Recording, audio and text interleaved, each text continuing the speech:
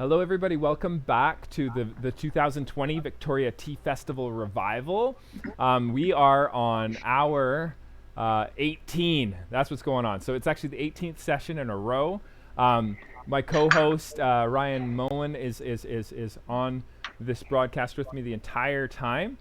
This festival was to happen in March, and it was postponed to August because of the pandemic, and then it's now gone virtual, and we are really happy with the sessions that have happened. We've had farmers live from Kyoto, live from Yunnan, China, live from Vancouver. We've had herbal tea farmers in Quebec. We have some speakers coming on from New York. We had a beautiful performance of a musical interlude at 3 a.m. Pacific Standard Time with the Chinese tea ceremony from the people who do the Guizhou Tea Festival. It's been such a fascinating festival, and today, right now, we have Kevin.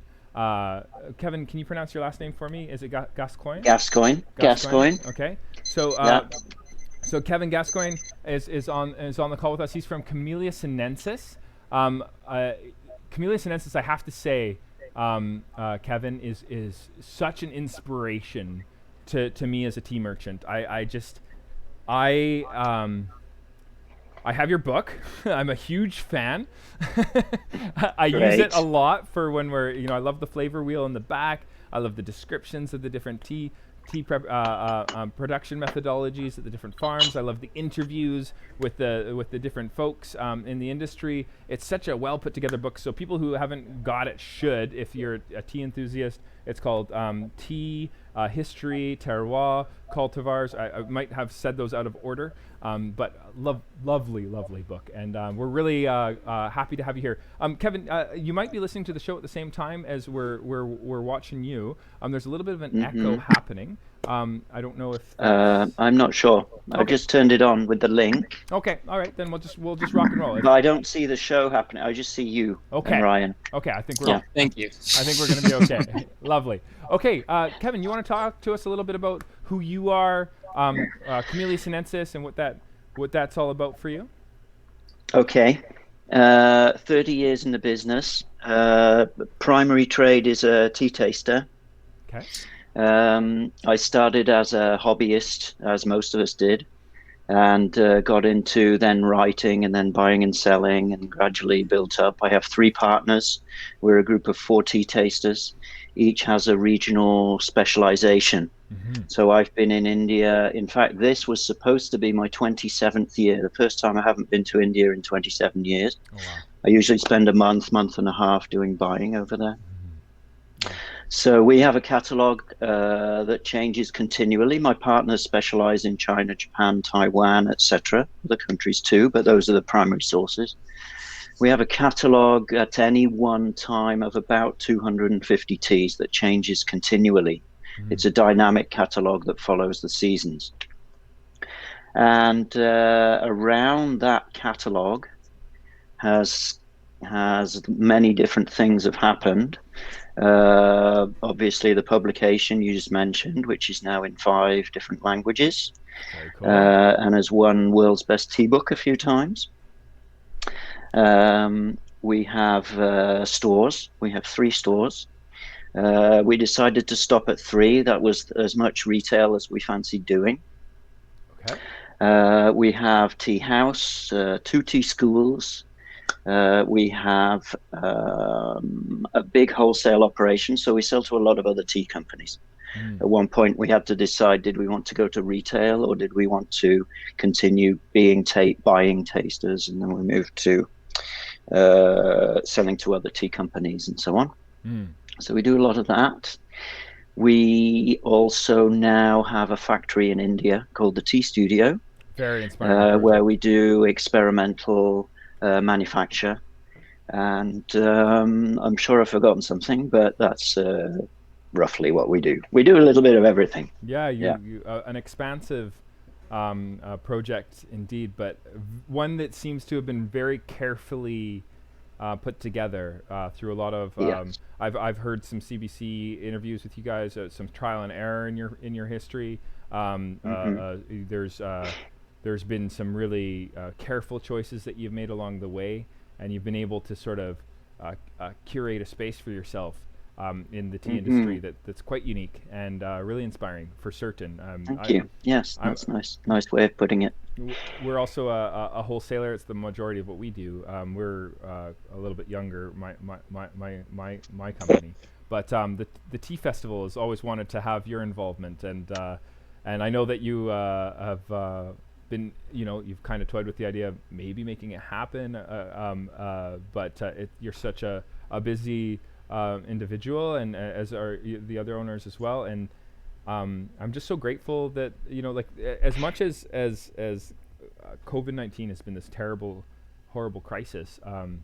It's also presented this really interesting opportunity to connect in ways that we have Yeah, otherwise not I been able agree. to. So, Yeah, yeah, and a chance to just kind of like put things on pause for a little bit and just kind of look and see what's important and what we want to do, and it also allows for opportunities like this where we can put together this yeah. crazy 24-hour show, and you can I send us. know, and in some ways, usually I spend this season going around doing conferences all over the place. Right. Um, like some really far and some near, and in east and west and everywhere. But this virtual conference season, the first time we've ever had a virtual conference season, I've actually unplugged from some of the big ones and done some of the smaller ones. Fantastic. Well, we are very Yeah, which grassroots was and small. nice. Yeah, I'm really glad. It's great to join some of these great enthusiastic little hubs of tea culture that I haven't explored before. So I'm quite excited too. You should check out the archive version of this festival on YouTube. Yeah, I will. We I had will. a really lovely session with the owners of the Doak estate, if you know the Lochan family. Yeah, the Um, Lochan, I know them. yeah, Yeah. and Hmm. they took us on a tour. Neha was Great. showing us the rolling happening while it was happening live from India, and we Nice, had nice. a tour around the facility there in Bihar, and it was just Fun. such a fantastic. Rajiv was on the line. They were all in like three different videos. We had Vivek, and it was just Yeah. a Did you see lovely. the baby? They just had a Oh, baby. really? No, Yeah. I've Oh, seen he it didn't on get to see the social baby. media, but they didn't have it on the show. Oh, right. No, The next generation. the next generation of Lochan. Yeah, that's awesome. Yeah. It was Yeah. it was it was really lovely, and then we had the people over at the Wadzuka Teatopia Tea Festival in Oh, Kyoto. yes. Yeah. They were on Yeah. live. Yeah. They put together a beautiful presentation. They had a whole like slideshow going about what makes Wadzuka special. It was absolutely exquisite. And Great. yeah, we've had Pedro from O5T. Yeah. We had the Tikan people. We have Olivia coming on from Treasure Green as well from Vancouver. Eric Smythe from Cloudwalker Teas. I don't know if you know him, but he's quite a Great. quite an interesting Hmm. individual. So there's been some really lovely shows, and we've really enjoyed it. But That's great. um, Nice work. it's been great. It's been a really fun one. So I have a few selections from you here. We are in Pod A and Pod B right now. And Pod B is Ryan Moen. He's over in James Bay here in Victoria, and we've been Okay. making teas together, though we're not in the same. We're walking distance, about 10 minutes from each other, and some of the volunteers have run over these selections as they arrived. And I'll have you know, Kevin, this arrived today, rather than Hmm. I think we were all crossing our fingers hoping for that Friday delivery, and when it didn't show up, it was like heart stop. But Oh, no. but Canada Post delivered, so we were good. We're good. We got the Great. Camellia Sinensis selection, so I'm excited. Should we start with a Rogue or a Puer? This I can't remember what we Darjeeling. sent now. I have. Let me see the packaging. Do I still have? I better have that packaging somewhere. I must. We had the Rugui, and I can't remember which puer we sent you. Am I mispronouncing that? Is it Rugui?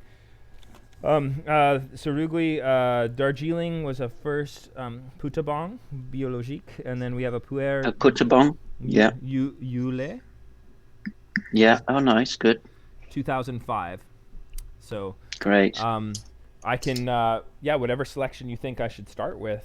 Start with the Putterbon, the Putumayo? Okay. Darjeeling, because that's what I've got in my teapot at the moment. Okay. All right. Let's do it.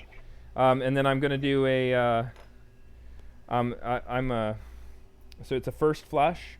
You want to It's guide the first me? flush Darjeeling Guide from me this through season. what you recommend I do for Yeah, this, and we can it, just kind of yeah, listen. I What would does do Kevin recommend? do a 95 degree. 95 degree. Okay. How big is your? Are you doing it in a Gaiwan? I was gonna do it in a little 180 mil Kyusu. Is that okay? 180 mil. Yeah. Yeah, that's perfect. Okay. Sweet. So for 180 mil, I'd put about 5 grams. Okay. That's exactly what we split in half here. There was 10 grams sent. Ryan, you Okay, have 5 grams. I have So 5 grams. We're golden. dump it all in then. Dump Okay. it all What's in. gonna happen? Just gonna get some water in here. I give it about 40 seconds. 40 seconds. Okay. That's a pretty Yeah. fast infusion. That's surprising. That's awesome. Yeah. And then you'll get a second infusion. Yeah, makes sense. That's cool. Okay, 95. I think Yeah. Yeah. almost, it's going to take me a moment to heat up, but I can put in the Okay. tea right now. Ooh. So I just spilled water on my keyboard. So let's just hope that I still remain Oh, able to control okay. the Have you show. got rice? I think rice is the thing to do. Is that what I'm? Oh, jeez. And I'm Or curious, maybe Kevin, turn it upside down so it drips out. There's a good There you plan. go. I think I'll do that. you said you started as a purveyor of tea. What was the tea that made you have to go out on your own and search for the first time? Well, during my teenage years, I was one of those kids that had lots of hobbies. I grew up pre-internet, so we had lots of different hobbies going on. And one of them was drinking tea. I grew up drinking tea. I was weaned on tea. Well, I come from Yorkshire, so we have tea in our bottles when we're weaned. Uh, We so we drink tea all our that, life. that but we're actually drinking, came up earlier. We were told that Yeah, we're that drinking- English mothers produce it in their breast milk. Is this true? Yeah, there you go. There you go. So, but obviously, I grew up drinking builder's tea or tea and milk. So I grew up drinking that, and then in my teenage years, I come from the same town as Taylor's of Harrogate. So I grew up there, and they had a store that sold single estate teas. So I got into the Darjeelings and the Assams. This is back in the very early 80s, I would say. Okay. And obviously those teas share much of the flavor chemistry as any of the black teas that we drink, but in a much more refined, defined, and structured form. So I got quite excited about that. And then 19 head off backpacking to Asia, and tried Darjeeling tea and fresh from the garden, and that was it really. From that point, I started getting excited and spending way too much money on going over there and buying first flush and writing articles about it, and then buying and selling a little bit, and it sort of evolved. It wasn't a plan. It was a slippery slope more than a plan. Going into the thralls of tea addiction. Yeah, to the dark The side. dark side. And you have a fascinating part of. So I think Ryan is curious too. So was there a particular So it was a first flush Darjeeling that kind of did you in, and it was that. Yeah. It smells amazing, by the way. Yeah. I assume I'm drinking 2020. Is this a? Yeah. Yeah. Okay. Awesome. Cool. So what happened this year, because of the pandemic, Mm-hmm. everybody was set up with their air tickets ready to go. Yeah. Cheers. And we only really made the decision a few weeks before that we wouldn't be able to go. Right. So in the initial stages, we were worried that China wouldn't have a harvest, Yeah. and we'd have to buy more Indian tea to fill the gap, because we'd need to have tea of some kind. Because the big problem in China at the beginning, there was no movement, and all the workers in the different tea regions are all migrant workers, so they couldn't get town to town. Right. But China got super organized, pulled it all together, and by the time March harvest came, they were all set up and things were fine. But in India, they managed to get about 4 or 5 days first flush before lockdown. And then they had a complete lockdown. So they lost the rest of the first flush. And then the second flush, having been abandoned, was all screwed up. A few really great batches. So with that initial 5 days, I had to buy all my teas in that initial 5 days. Right. And the problem with those initial 5 days is you get the prestige ticket of the early numbers. It's like the bourgeois. Sometimes it's not necessarily your invoice numbers like DJ1, DJ2 on the teas. Yeah. There's a certain prestige for some companies to have DJ1, whether or not it's the best tea of the season. Right. Doesn't seem to matter to a lot of people. It's just because it's number one, So, but a lot of those teas are the best teas too. So I managed to get a selection, but before having to write to my contacts in India, because obviously having been there for over 30 years, but nearly 30 years consecutive, we know everybody over there in our regions where we go every year so well. We know their kids. We saw their kids growing up. I've got people that I knew when they were teenagers that are now 45. Wow. So before we even had to write and get some sort of contingency plan together, like, we really need some tea, can you select this for us? I was getting emails from friends in the Himalayas.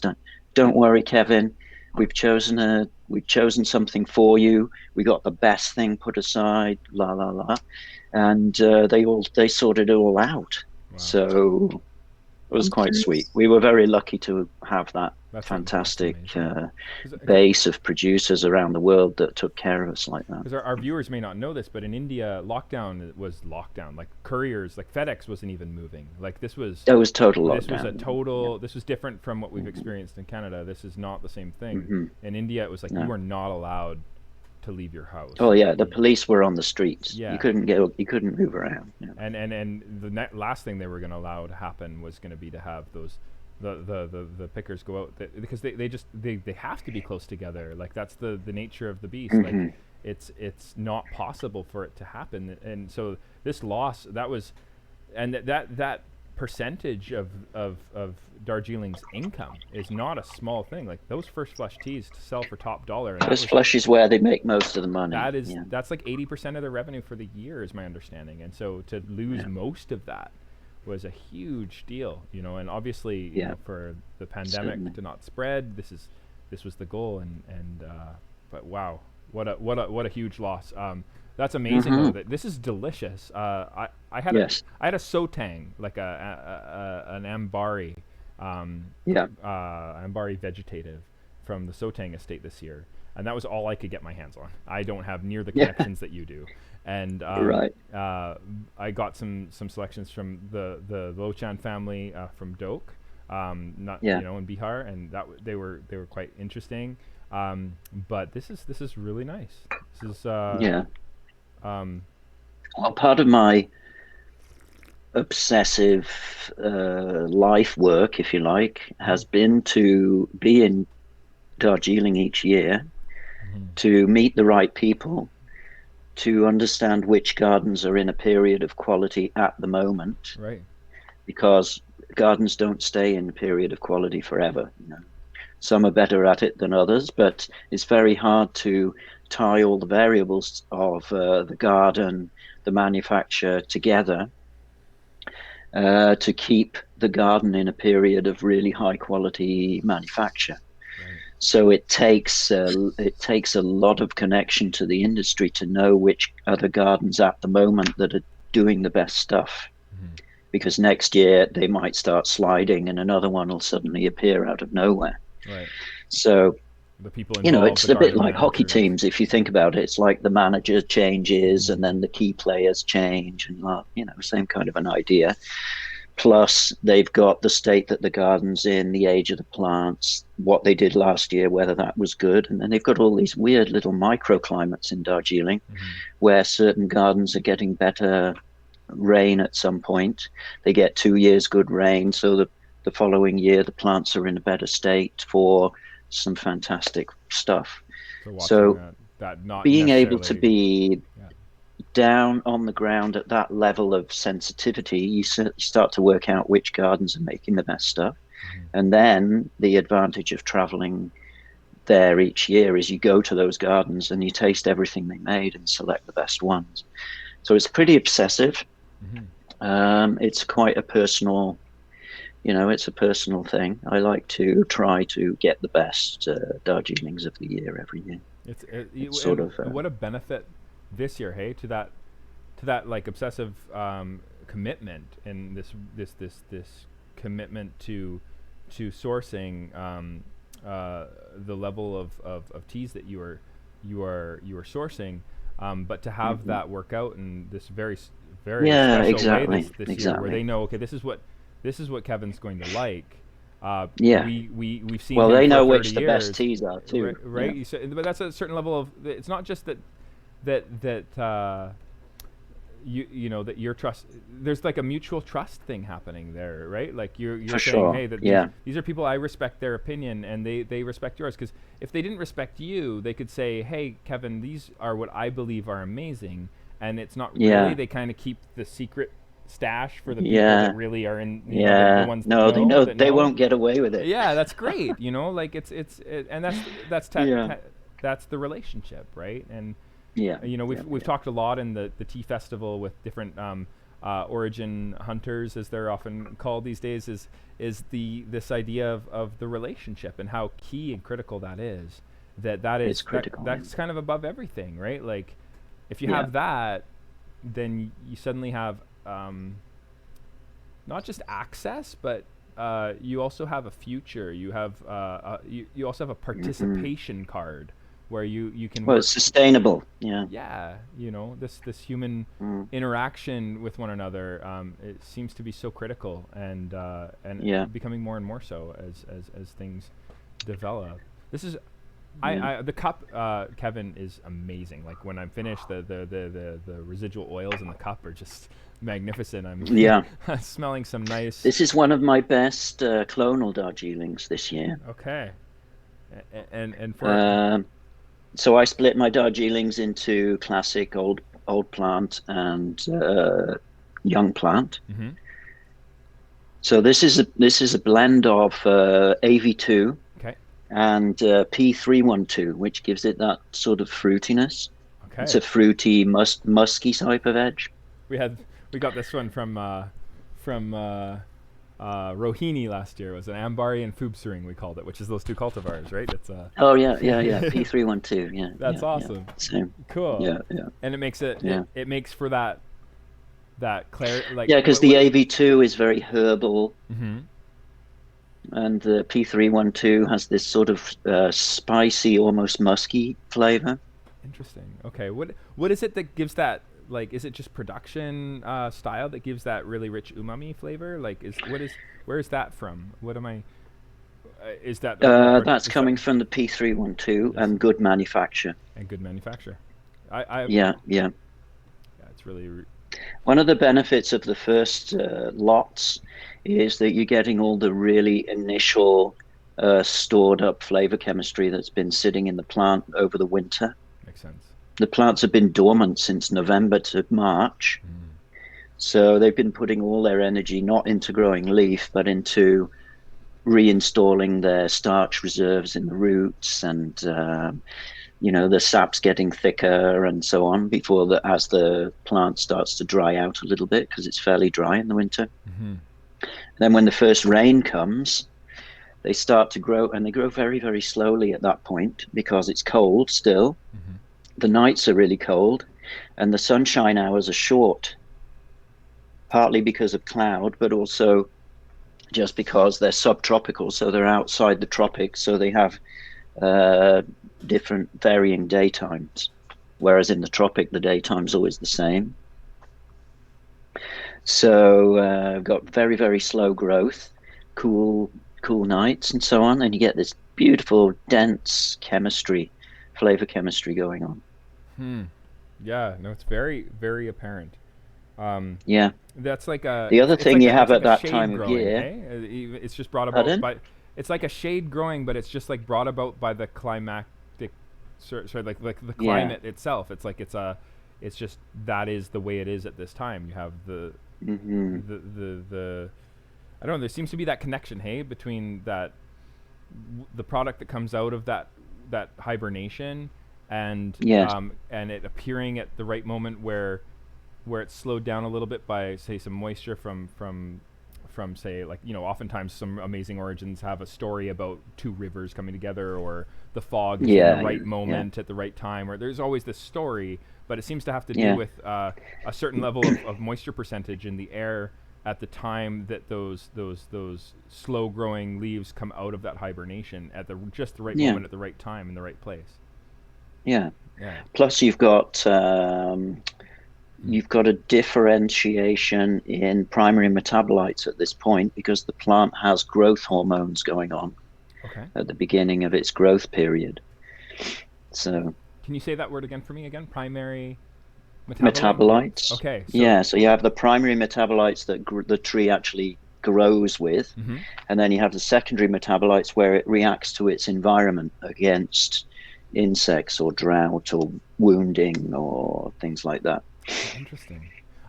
That is, you know, there's that sparks just a thought in my brain about there's sometimes a comparison between some of the flavors that you get out of some of the higher quality selections from Darjeeling during these first flushes, and some of the wild card selections you can get from the Baihaus or the Oriental Beauties out of China. There is there a similar thing happening? Is there a that secondary metabolite? Is there a like a interaction with insects that's also creating? Of course, of course, a nicer and finding that right moment where the those little critters are contributing in a really interesting way to complex flavors.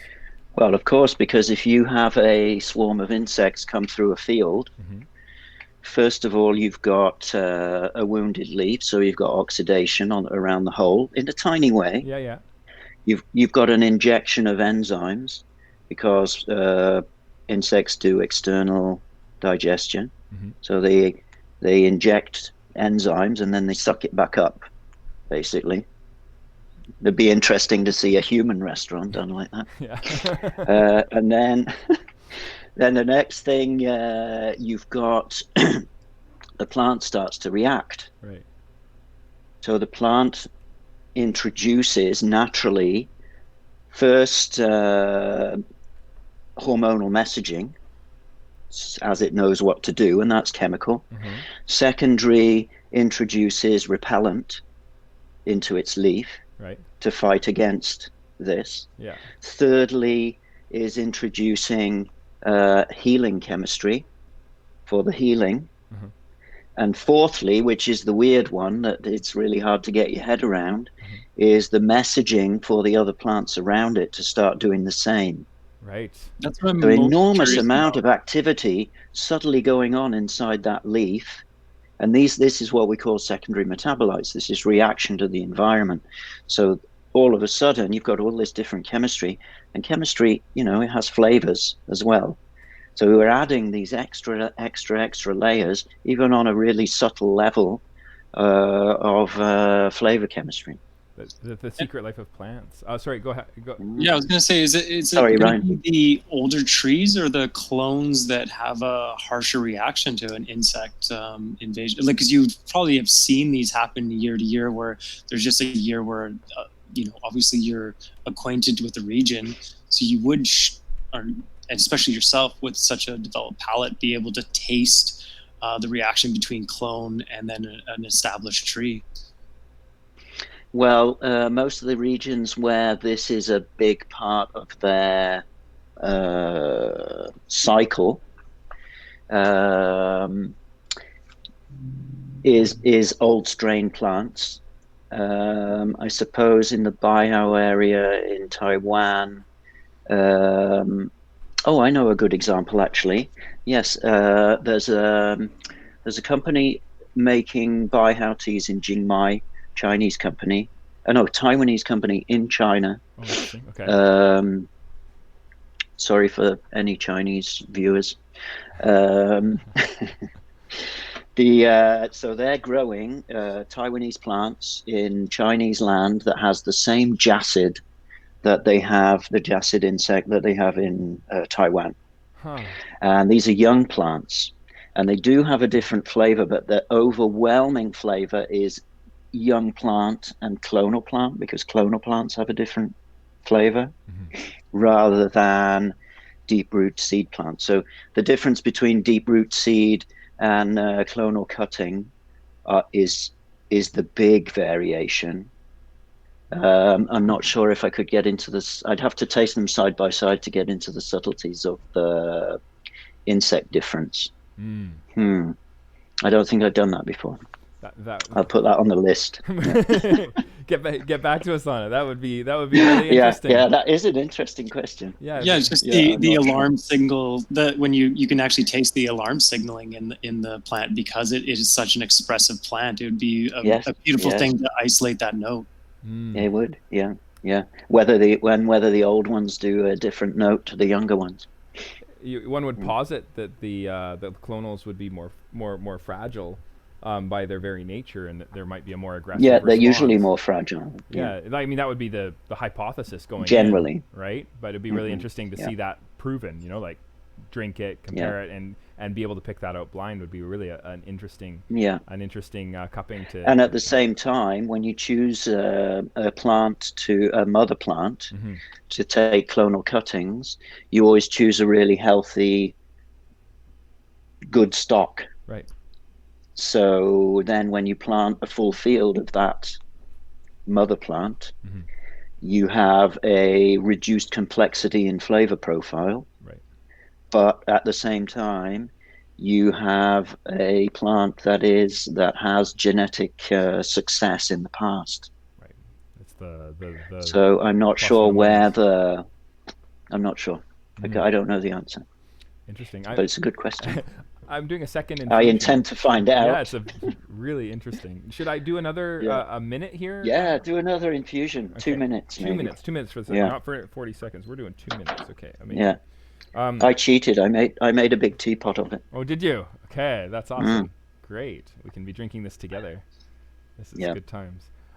Okay. I have a question for you that's more to do with the company. I'm really interested in this idea that you were able to, they say that a business partner is like a marriage partner, that it's so 4 of you, and you started it quite some time ago together, and you're still operating together. Nobody's killed anybody that I'm aware of, right? There's still 4 of you? No. Okay. And actually, we've never had a fight. How this boggles my mind. This is amazing. Could you speak to this a little bit? Like, this is such an interesting part of. Well, obviously, after that many years, spending so much time together, developing so many projects together, one after another, with a great big staff. What seems big to us now. It's funny. It's a strange relationship. I guess we're kind of, the nearest thing I can think is brothers, I would say, like a brotherly relationship. I would say that's about the same thing. We've held each other's kids. We've seen each other through heartbreaks and marriages and so on. Fair. We're pretty tight.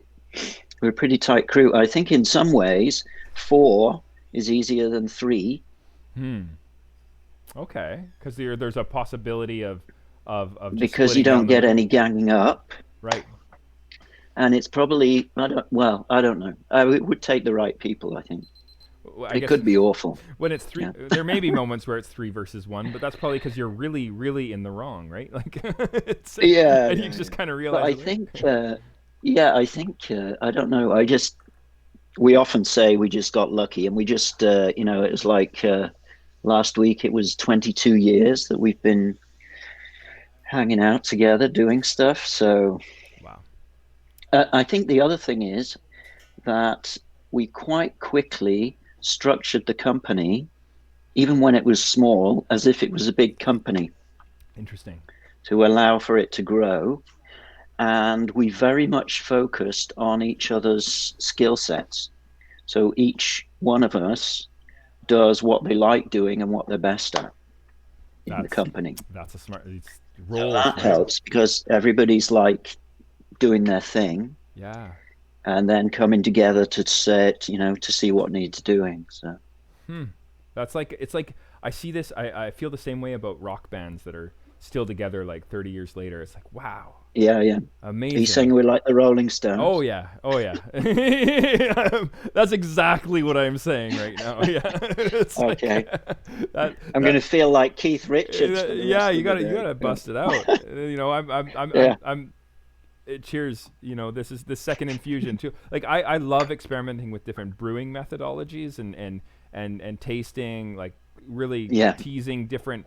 Whenever I'm making a first flushed Darjeeling, I'm always this 80 degrees centigrade kind of guy. I like to drop it down and then I do a three Yeah. to 3.5 minutes, sometimes 3 minutes and 15-second infusion. Yeah. This is so Yeah. interesting to do like this, like really full on dose Yeah. and I find when they're fresh, it's good to do lower temperature. mm-hmm. But as the year goes on, as they mellow, because they mellow in Yeah, the yeah, first 3 months. right. As they mellow out, it's better to bring the temperature up. So you're gonna brew You them a get different more. way Yeah, when you yeah. first get them. Then how do you even adjust for that on the packaging? Then you just change it as you go through the year, or like do you? No, we put an average. We put an average for people. Yeah, Okay, so we gotta but when talk I'm to talk, Kevin to get the real scoop on yeah, yeah, making this Darjeeling this way. Okay, this is yeah. fascinating. Mm. But I drive the clients nuts. I tell them to make it differently every time if they want to really understand what it tastes like. It makes sense, right? You want to bring out and draw out like Yeah, different yeah. characteristics. That's cool. If you obsess on the brewing method, you're missing the tea.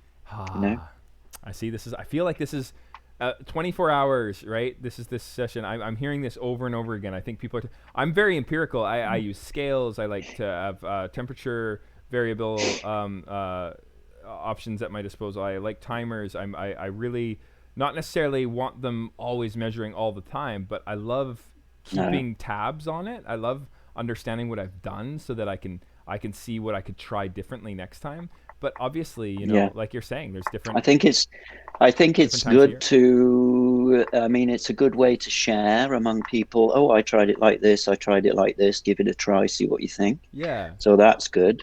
that's the But I perspective. It's think like if a you starting point, kind of, rather than finishing the conversation. Yeah, I think eventually by the time you've been in tea for a while, Hmm. if you really want to connect with the leaf, Yeah, it's got to be coming from inside, it makes sense. That totally makes sense. because that's what you want to connect. You don't want an interface Hmm. in between. You want it to come from deep. Uh, I yeah. think I learned more about tasting in my early days. I always had what we call free. I always did free infusion, so Mm. leaves in a big teapot of water and drink it from light to dark.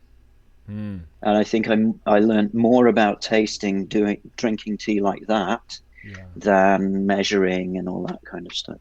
Interesting. I guess we For could for me anyway, but that might just be my way of doing things as well. it's I guess it's healthy to keep that perspective, but Mm. I take it very to heart. Like I've noticed that the more people are in tea, it's like Bruce Lee, right? It's before he started studying martial arts, a punch was just a punch, and then he started studying it, and he realized that a punch was not just a punch, and then I think it might be a Mhm. kick. And then once he got a lot deeper into the art form, he realized that a punch was just a punch. Like Right. it comes full circle. So you know, Yeah, yeah. for me, I'm just like, I'm a wholesaler, so it's really important for me to provide a methodology for people that are just Of course. starting with Yeah, the tea. yeah. It makes so much sense. No, people But need a guide. Yeah, yeah, so we always give a guide. but But when you get down to it, really yeah, connecting with I'm yeah, talking like yeah, totally. I'm going I'm going down next level. This is Rolling Stones. This is like, Yeah. yeah, Yeah, I'm talking like down, as you get deeper and deeper into the you know, yeah. the downward spiral, I think it just leaves in water. Yeah, awesome.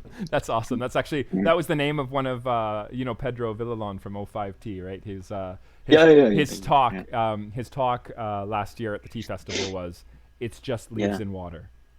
Yeah. So that Heat was the water, throw the leaves in, yeah. drink. Yeah. That was the name of the talk. We're actually nearing the end of our time with you here, Kevin. It's not quite over yet, but we only have about 4 minutes left. Was there Okay. anything you wanted to bring to the conversation in this last little moment that we have with you that you'd like to? We have a number of viewers watching from around the world, Finland, from Oh, Japan, hi from viewers. China. There's just been some Yeah. really incredible contributions from everybody. Yeah, just some words for them or some words you'd like to leave Great. with Well, I'm us. sure there's a few out there that I know. So hi to you. Awesome. And if there's any I don't know, I look forward to meeting you. Um, Otherwise, it was great fun to hang out and drink some tea. Mm. And Yeah, a enjoy fantastic those other selection. teas. And how much longer have you got in your marathon? We're on our 18th hour with you. The next one will be our 19th hour. It's 24 hours total. So we're nearing Okay, we're near okay. we passed that 75% mark. We are, when we hit halfway through, I think me and Ryan were both kind of sitting there dazed and Yeah. going, what have we done to ourselves? But are you there, Ryan? Are you in that place? I'm Or still here. where No, I'm good. I love that there's been so many themes about people who really love tea, Mhm. and I guess this is where Yes. I want to leave is a big thank you to Kevin for always reminding us that tea is an experience, and that maybe it's like a math formula with a parabola, like a curve, and then yes, maybe there's a pinnacle of what is right for you, but there's both sides, and understanding both sides of that makes it so much more personal. So getting the light to dark, I think that's exciting to hear. And then just even I'm going to look into the difference between clones and aged trees, because there's so much going on under the soil and in the roots, and there's a lifetime of questions to ask, and that can be held in a cup of tea, and that you can give that to people every Yes. day. Thank you so much, Kevin, and thank you for Yeah. coming on here tonight, or Yeah. time it is your And day. don't forget, below all the information, there's a deeper wisdom Yeah, man. of this beautiful connection between one species and another Wow. that doesn't actually exist that much on the planet. I think probably each animal has a partner plant, and I think it would be difficult to find a plant that has more connection to the human species. Mm. So I think there's a deeper connection of wisdom beneath all the information, and sometimes that can be white noise. I Mm-hmm. mean, it's fascinating and it's fun to chat about and so on, Mm-hmm. but we should always have a few moments where we just feel the connection without all that white noise going on. Mm. Here. Mm. Here. Powerful Yeah. words, man. Really Hey, appreciate it. cheers to you guys. Yeah, Thanks for the invitation. It was great to join you this morning. thank you for coming on. Yeah, It's been let's a chat pleasure. again soon. Yeah, really. It's meant a lot for you to be here, and I look Great. forward to one day this whole pandemic's going to be subsided, and we're going to be able to make Right. it over to We'll your neck of sit the and woods. drink tea together. It's going to Yeah. happen. It's going to happen. All right. Okay. Let's make it happen. Thank you so much, Kevin. Really appreciate you coming on. Cheers. Okay. You take care. Take care. Okay. Goodbye. Bye-bye. So that was Kevin Gascoyne with Camellia Sinensis Tea House. I'm a huge fans of Camellia Sinensis. What a joy that was to have Kevin on, and some really powerful words. The idea of the companion plant for human beings being tea. That's a wonderful addition to the conversation today. Ryan, if you want to take it from here. Yeah, so yeah, that was beautiful. I'm loving the welcome for all of us novices out there. That there really isn't a novice or an expert. There's just curious people, steep tea leaves, and a means of enjoyment. So, with that being said, we have Tim from Postcard Teas. He's tuning in from London, UK. Perhaps a person with a French accent in the UK, that would make the most amount of sense with what's going on with our festival. But Tim's actually going to be exploring where tea is going, or where he believes tea is going in the next 20 years. So we've been talking a lot about the past, the now, and it's time for us to, as we're nearing the end of our festival, to look into the future. So stay tuned. We have 14 minutes and some odd seconds, and we'll be back, I promise. We'll try to even be on time. All right, thank you.